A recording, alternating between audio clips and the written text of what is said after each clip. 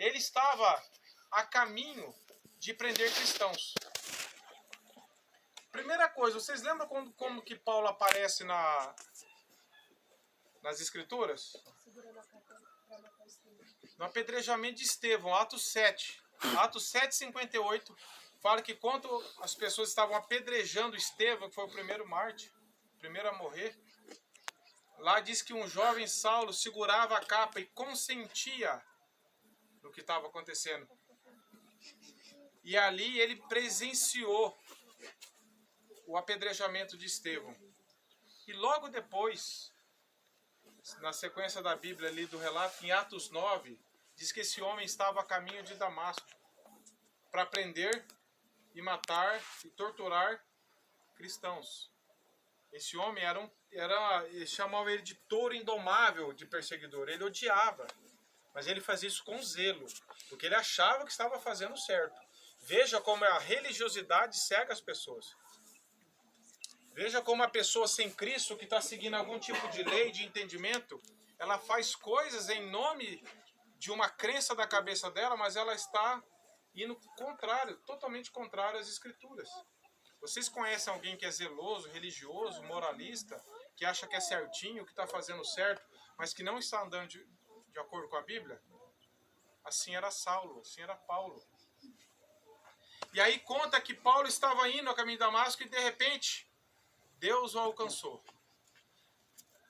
Deus o derrubou, ele ficou 3 dias cegos e aquele homem valente, que as pessoas morriam de medo dele.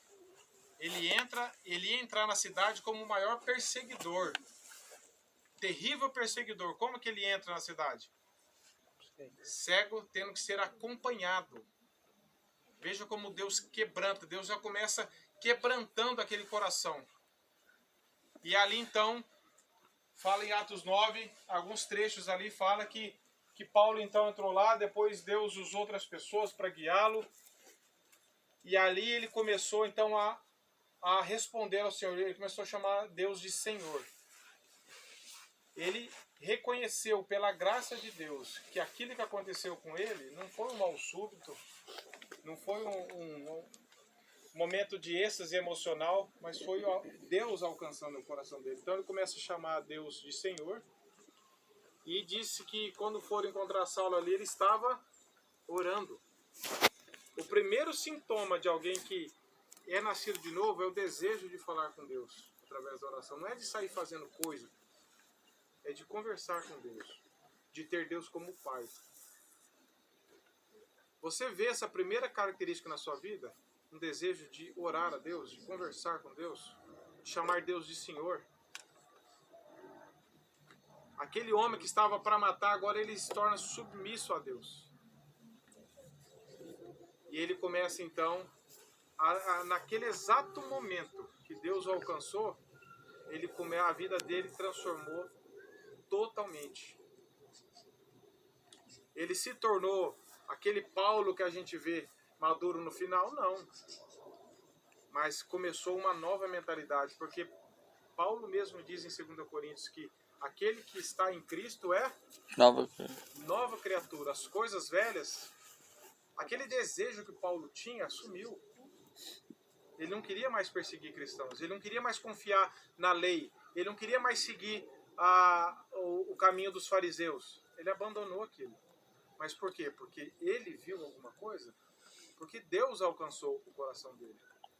Então, hoje em dia, infelizmente, é muito pobre e muito errado testemunho de pessoas que se falaram que se converteram. As igrejas estão cheias de falsos testemunhos, de testemunhos fabricados. A pessoa vai lá e fala assim, você é cristão? Sou por quê? Eu gosto de tocar e um dia eu fui numa igreja, faltava alguém lá, me chamaram para tocar, eu estou tocando, eu estou lá na igreja. Esse é o seu testemunho de conversão? Você não ia na igreja, agora você vai? Você mudou apenas de hábito, mas não mudou de coração? Você continua amando as mesmas coisas, se alegrando no pecado, ignorando Deus, tendo uma vida totalmente contrária à palavra de Deus, mas vai na igreja e acha que isso é conversão. E descansa nisso. Ah, eu vou na reunião. Antes eu não ia, agora eu vou. Já tá bom. Não tá bom. Tá péssimo. Se você só tá confiando nisso, tá péssimo. Você tá perdido dentro da igreja. Você era um perdido fora da reunião, agora você é um perdido dentro da reunião. Só que antes parece que você tinha mais consciência. Agora você tá iludido. Não, agora pelo menos estou aqui. Estou no meio do povo. Você pode estar aqui nesse meio e tá perdido. Sabia disso? Não é porque você está perto de pessoas que são cristãs que você também se comporta parecido com cristãos, então você também é. Deus ele atinge pessoas individualmente. Então, nós vemos que Paulo, alguns sintomas da vida de Paulo são impactantes, todos eles, mas só alguns. Paulo, ele era terrível. As pessoas, quando começaram a ver Paulo e souberam da conversão dele, tinham medo de Paulo, sabia? Por quê? Porque eles tinham aquela imagem de Paulo antes. Falei, esse cara é matador. Agora ele tá aqui no meio? Eu não acredito nisso aí, não. Isso aí, ele tá se fazendo de ovelha, mas ele quer matar a gente. As pessoas tinham medo dele. Ele ficou provando?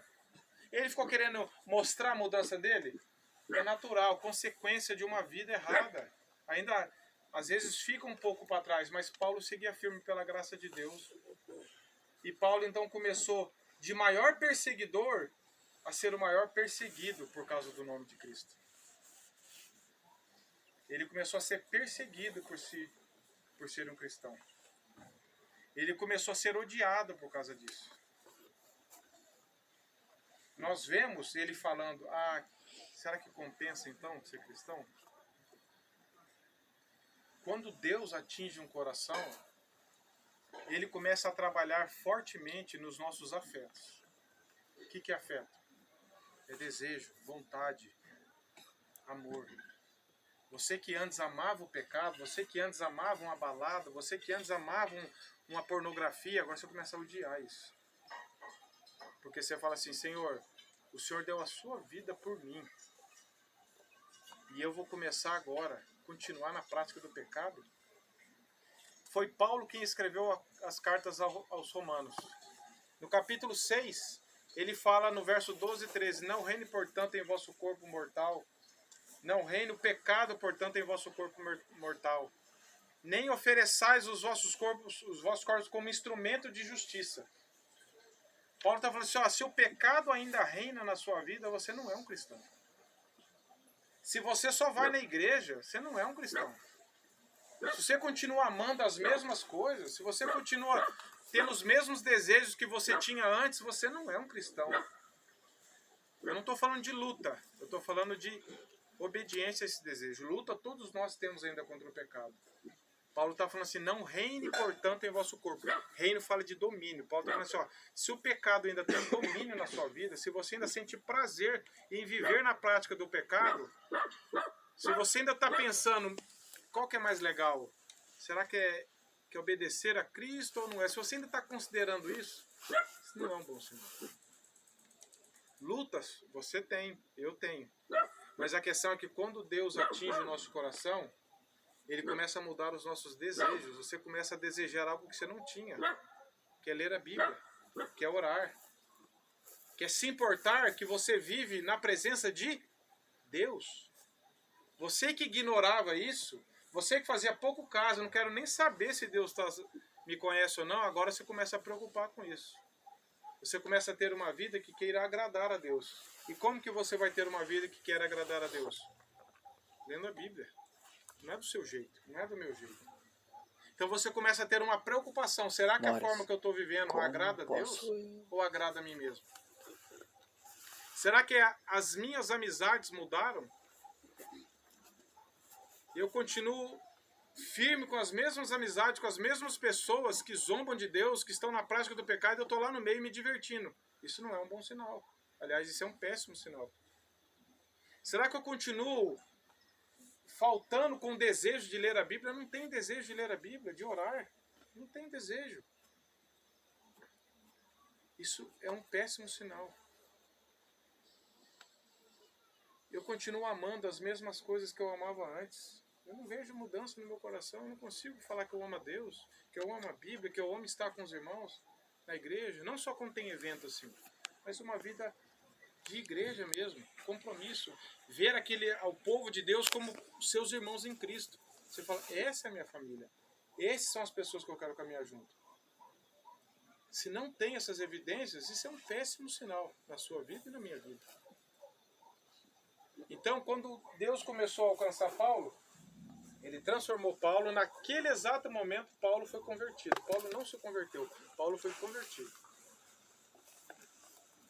E a partir daquele momento, então, Deus falou para ele, eu vou mostrar como importa sofrer pelo meu nome. Você que estava fazendo muitas pessoas sofrer, agora eu vou fazer com graça, você vai sofrer pelo meu nome. Não como Deus dando um castigo para ele.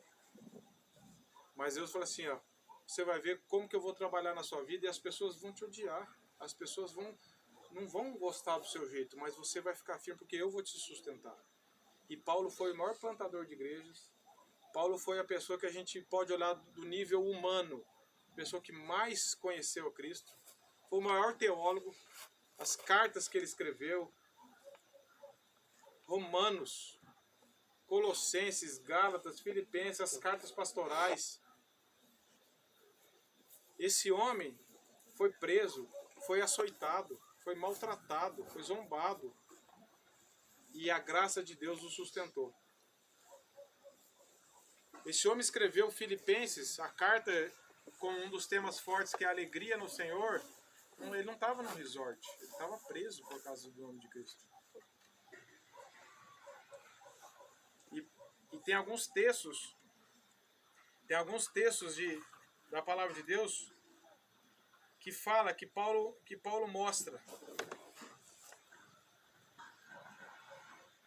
o tanto que ele amava. Lá em Gálatas, capítulo 2:20, Paulo fala assim, vivo não mais eu, mas Cristo vive em mim.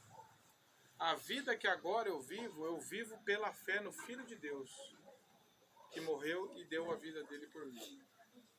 Paulo está falando assim, a vida que eu estou vivendo agora, eu estou vivendo por causa de Cristo. Paulo chegou a falar, sabe o quê?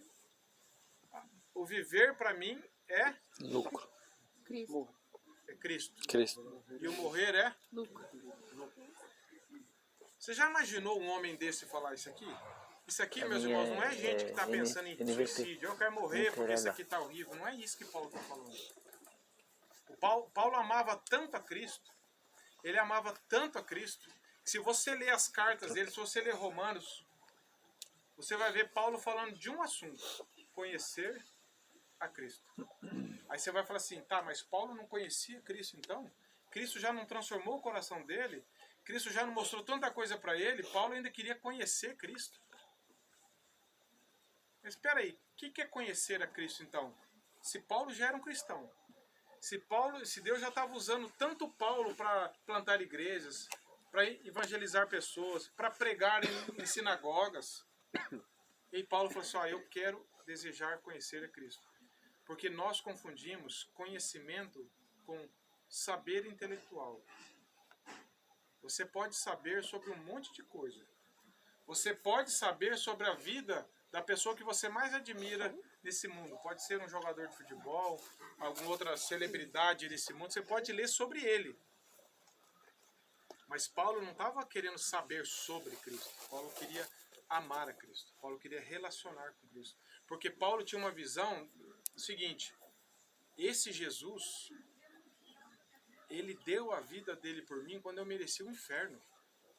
Eu estava enganado na minha religião. Eu estava condenado justamente para o inferno. E por que que esse homem me amou? Homem Jesus, 100% Deus, 100% homem. Por que que Jesus me amou? Paulo tinha uma visão tão grande do amor de Deus, mas tão grande do amor de Deus, que isso fez com que ele não se amasse ao ponto desse amor egoísta que a gente fala. Ele não estava pensando no bem-estar dele, na glória dele. Paulo queria conhecer a Cristo. Paulo queria relacionar, porque relacionamento na Bíblia fala de comunhão, de amor, de envolvimento. Não é apenas saber. Você pode saber sobre Jesus já. Talvez se eu perguntar aqui, quem sabe alguma história da Bíblia? Eu sei. Mas a ideia é, você crê nessa história que você sabe? Você crê na pessoa de Cristo? como Paulo falou assim, ó, o viver para mim é Cristo. O viver para mim não é fazer coisas para Cristo. Não é sair fazendo um monte de coisa. O viver para mim é conhecer a Cristo, é amar a Cristo. É relacionar com Cristo. E isso envolve eu fazer coisas para Ele. Paulo fez muitas coisas. Paulo plantou igrejas, Paulo evangelizou pessoas, Paulo pregou na sinagoga, Paulo foi perseguido por causa do Evangelho. A conversão não nos deixa inativos. Eu já criei, agora tá bom, agora eu vou ficar quietinho na minha, esperando Jesus voltar. Mas a conversão faz com que a gente faça alguma coisa em resposta àquilo que Deus fez por nós. Então, eu usei um exemplo esses dias, ontem, antes de ontem, né, Ramon? Quinta lá no grupo Jantaizinho. Eu falei o seguinte, para mim, Paulo, eu tentando entender como que esse homem amava tanto a Deus, porque Paulo tinha uma visão correta do que Cristo fez. Eu penso o seguinte, se um filho meu, pequenininho, se a minha pequenininha ali tivesse entre a vida e a morte, e alguém falasse assim para mim, Alexandre, no Brasil, na América do Sul, não tem nada para fazer pela sua filha. Só existe um comprimido, o último comprimido, que acaba com isso. E ele está lá do outro lado do mundo. E você tem poucas horas para dar isso para sua filha, senão ela vai morrer. E eu falei assim, ó, eu não consigo ir lá. Eu não tenho ninguém lá. Não adianta enviar para mim por algum meio de transporte que não dá tempo de chegar. Eu não tenho dinheiro, é caríssimo, é um absurdo, eu não tenho dinheiro. Alguém chega e fala assim para mim, só espera. Ele pega o avião dele, um cara milionário, pega o avião dele, vai lá, traz o remédio, entrega para os médicos dão para minha filha e ela se recupera. Qual é o grau de gratidão que eu vou ter para essa pessoa que fez isso? Qual é o grau de gratidão que eu vou chegar para essa pessoa que eu não tinha relacionamento com ela e ela vai lá e toda a despesa por conta dela, o avião, o remédio, tudo, vai lá, se entrega aqui na mão do médico, fala assim, o médico lá. Qual que seria o meu nível de gratidão? A minha filha estava no último suspiro. Agora pense o contrário. Pensa se a minha filhinha tivesse apenas com uma gripe bem leve. Uma gripezinha. Não é essa gripe forte que deu, não, é uma gripe mais fraca. E alguém fala assim, eu fui lá no Canadá e trouxe um remédio para ela aqui. Cara, obrigado, mas não precisava. Ela não tá ruim. Um remédio ali na farmácia ali ia ajudar ela já. Obrigado. Eu ia agradecer pela gentileza, pelo socorro dele, mas eu falei assim, mas não precisava. Vocês entendem a diferença? O problema é que muitas vezes, para nós, você pensa assim, Jesus não precisava ter sofrido na cruz assim. Não era tão grave a minha situação. Eu não sou uma pessoa tão ruim assim. O que eu estou dizendo? Senhor, valeu, mas não precisava. Não tem o que falar. Agora, se você tiver uma compreensão de que você estava morto espiritualmente, condenado a passar a eternidade no inferno, sofrendo, sem chance de retorno, que você estava morto e a caminho do inferno, e você lesse na Bíblia, porque Deus amou o mundo de tal maneira que deu o seu único filho, para que todo aquele que nele crê